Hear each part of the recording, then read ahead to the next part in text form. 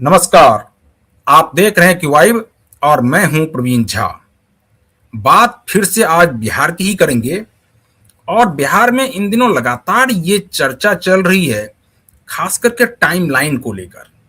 Timeline किस बात की कि सीएम पद को कब सीएम पद से इस्तीफा देते हैं नीतीश कुमार, और इसकी टाइमलाइन काफी लंबी होती जा रही है। हालांकि पहले लंबी थी, अब उसको कहा जा रहा है कि अब वो कम होता जा रहा है। और वो कम क्या है? कहा यह जा रहा था कि पहले राज्यसभा में जाएंगे, उसके बाद कुछ दिन मुख्यमंत्री रहेंगे, फिर हो सकता है कि वो इस्तीफा देंगे। उसके बाद एक और थ्योरी आई कि 19 तारीख को अक्षय तृतीया है, उस दिन वो हो सकता है कि उस दिन सरकार का गठन हो जाए, सरकार उसी दिन नए सीएम जो है वो अपना एक प्रकार से ओथ ले ले। तीसरी बात यह आई कि अब समय और नजदीक आ गई, यानी कि अब कहा जा रहा है कि 14 तारीख को ही हो सकता है कि नए सीएम जो है वो शपथ ले लें। लेकिन इस सब के बीच इस पर हालांकि बहुत मीडिया में चर्चा नहीं हो रही है, लेकिन जो पटना की मीडिया है वहां पर चर्चा जरूर है।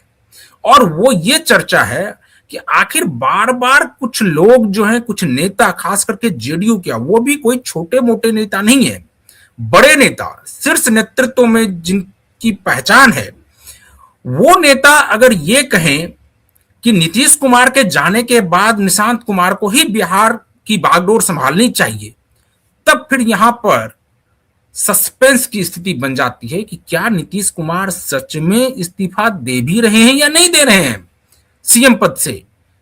वो जरूर ओथ लेंगे राज्यसभा की, लेकिन सीएम पद से वो इस्तीफा देंगे कि नहीं देंगे, इस पर सस्पेंस हो गया। क्यों हो गया? क्योंकि देखिए कि बार बार, एक बार कोई नेता अगर बोल दे कि ठीक है अरुण, जैसे कि निशांत कुमार जो है वो सीएम हो बिहार के, तो बात वहां तक ठीक है।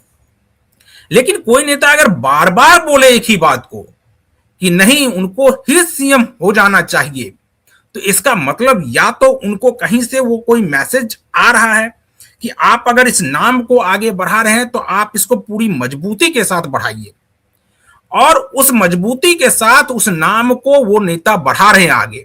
मैं आज आपको बाइट भी सुनाऊंगा और उसके बाद ये भी बताऊंगा कि ये कौन है। दरअसल कुछ दिनों तक, कुछ दिन क्या यानी बहुत अरसों तक, कई वर्षों तक वो जेडीयू से बाहर रहे, अब वो जेडीयू में हैं और उनके बेटे जेडीयू से ही विधायक चुन लिए गए हैं।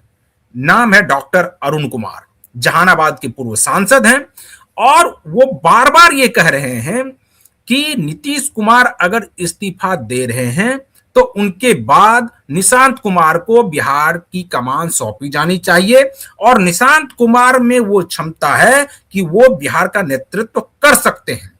तो सबसे पहले हम आपको अरुण कुमार की एक छोटी सी बाइट है वो सुनाते हैं, उसके बाद इस चर्चा को हम संजीव प्रियदर्शी के पास, जो हमारे साथ वरिष्ठ पत्रकार जुड़े रहते हैं रोज की तरह, वो आज भी जुड़े हैं, उनसे फिर हम इस चर्चा को आगे बढ़ाएंगे। लेकिन उनसे चर्चा को आगे बढ़ाने से पहले हम जो है एक बाइट आपको सुनाना चाहते हैं, और वो बाइट है डॉक्टर अरुण कुमार की। वो अरुण कुमार की बाइट पहले आप सुनिए। का मतलब होता है कृष्ण। नीतीश का शाब्दिक अर्थ है कृष्ण, और कृष्ण ने अराजकता में बड़ा काम किया, विश्व समुदाय को बतलाया। तो नीतीश ने जो जंगल राज था उसमें एक अभय राज को स्थापित किया। शारीरिक रूप से यदि नीतीश इस मान्यता के हिसाब से कंपेल किए जाते हैं कि आप अब छोड़ दीजिए, तो निशांत को आना चाहिए, वही विकल्प होंगे। क्योंकि 15 साल में जिस बच्चे को सत्ता का अहंकार नहीं हुआ, कपड़ा का कोई ज्ञान नहीं हुआ कि कौन कपड़ा पहने, उसके पीछे पागल नहीं है, और सत्ता का अहंकार नहीं है 20 साल में, पैसे की कोई लिप्सा नहीं है, अध्यात्म में पूरा शिव का भक्त रहा है, तो शिव का भक्त संपूर्ण व्यक्ति होता है, उसमें न जाति होता है न धर्म होता है। ऐसा व्यक्ति यदि जेडीयू को और एनडीए का नेतृत्व करे तो मैं समझता हूं कि नीतीश से आगे बिहार को ले जाएगा देश के लिए। लगता है कि ऐसा होगा, क्या लग रहा है आपको? अब देखिए, कालनेमी तो हर काल खंड में होते हैं। अब सीधे आपको संजीव जी के पास लिए चलते हैं। संजीव जी, हम आपसे जानना चाहेंगे कि आखिर ये बयान बार बार जो आ रहा है, खास करके डॉक्टर अरुण कुमार के का, वो किस रूप में आप उसको देखते हैं? क्या ये नीतीश कुमार के द्वारा कोई इंडिकेशन तो नहीं है कि नीतीश कुमार, चूंकि वो बहुत करीबी रहे, बीच में नहीं थे जेडीयू में, लेकिन अभी भी जब वो शामिल हुए थे तो बहुत ही अपनापन नीतीश कुमार और उनके बीच में देखने को मिला था। क्या लगता है कि एक तो वो चूंकि फॉरवर्ड कास्ट से आते हैं और उसके नेता हैं, भूमियार जाति से आते हैं, लेकिन नीतीश कुमार ये चाह रहे हैं कि उनके लवकुश समीकरण में से कोई निशांत कुमार का नाम आगे ना बढ़ाए, इसलिए वो अरुण कुमार को कह रहे हैं कि आप इसको एकदम प्रमुखता से रखिए, मजबूती के साथ रखिए। जी नमस्कार प्रवीण जी, और आपके दर्शकों को भी मेरा नमस्कार। स्वाभाविक है, देखिए हमारे कल भी जब चर्चा हो रही थी तो हम लोग तो यही कह रहे हैं और कि जनता दल यूनाइटेड के जितने भी विधायक वो चाहते हैं कि सत्ता का जो सिंहासन है, यानी बिहार के मुख्यमंत्री का जो राज सिंहासन है, वो पार्टी के पास रहे, और उसके सारे कारणों की हमने चर्चा की कल। अब अरुण जी, देखिए अरुण जी इतने मजे हुए नेता हैं और आइडियोलॉजिकली भी कहिए जो समाजवादी विचारधारा, समाजवादी परंपरा के नेता हैं, तो उनको कौन कहेगा कुछ कहने के लिए? वो तो खुद ही अपने में स्टॉलवर्ट लीडर है, बहुत दिग्गज नेता है। और आप देखिए उनके आने से, जेडीयू में आने से पूरे मगध प्रमंडल का समीकरण बदल गया।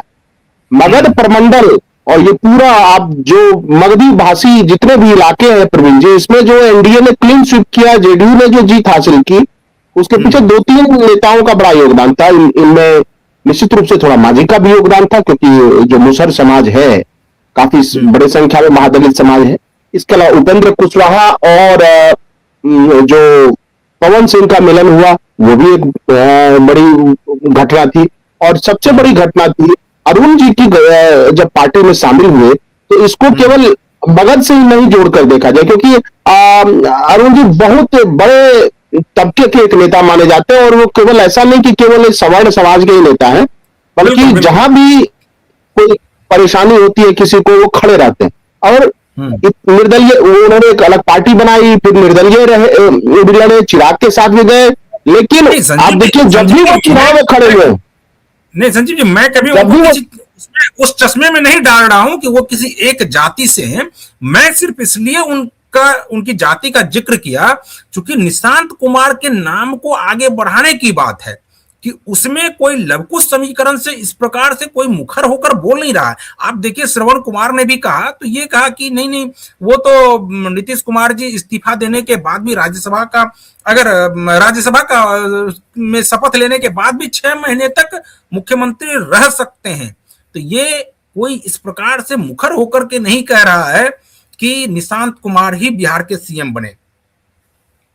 हाँ, उसके पीछे वजह यह है कि चाहे वो श्रवण कुमार हो या और भी कोई नेता, वो जैसे ग्रह होता है, और ग्रह जो है सूर्य की तरफ देखता है और सूर्य से ऊर्जा लेता है, सूर्य से प्रकाश लेता है।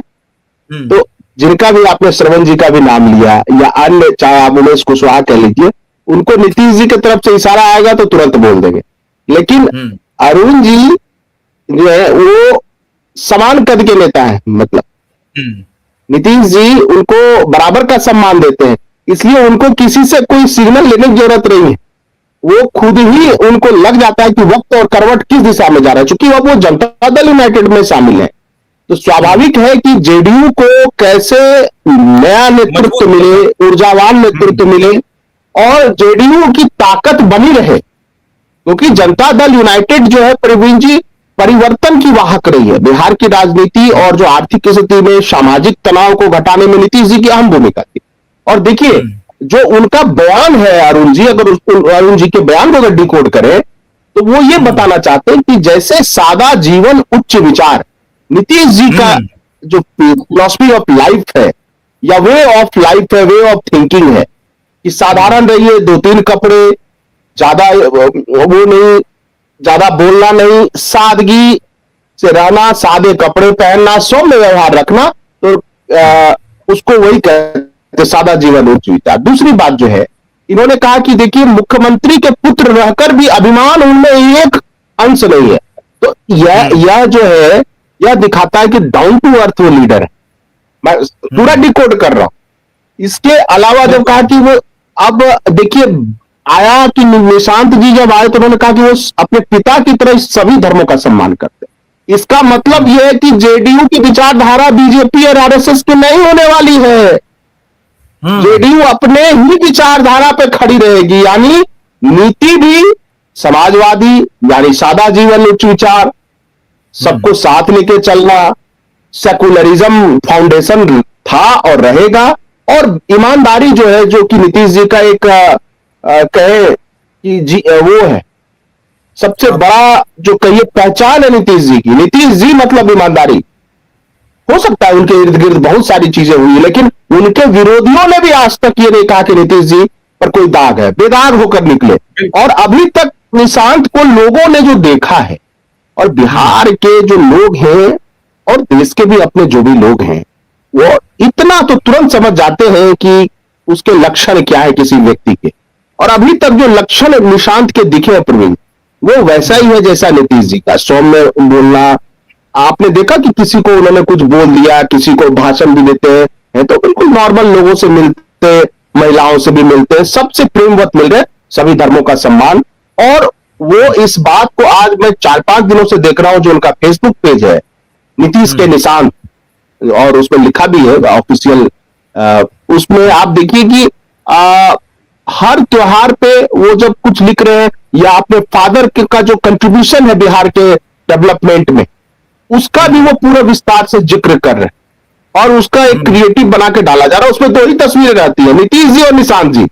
इट मीन्स कि जो ये चर्चा थी कि जेडीयू नीतीश जी के बाद कौन, तो अब नीतीश जी के बाद निशांत और अरुण जी की बात इस पर पक्की मुहर लगाती है। देखिए मुझे लगता है 5 दशक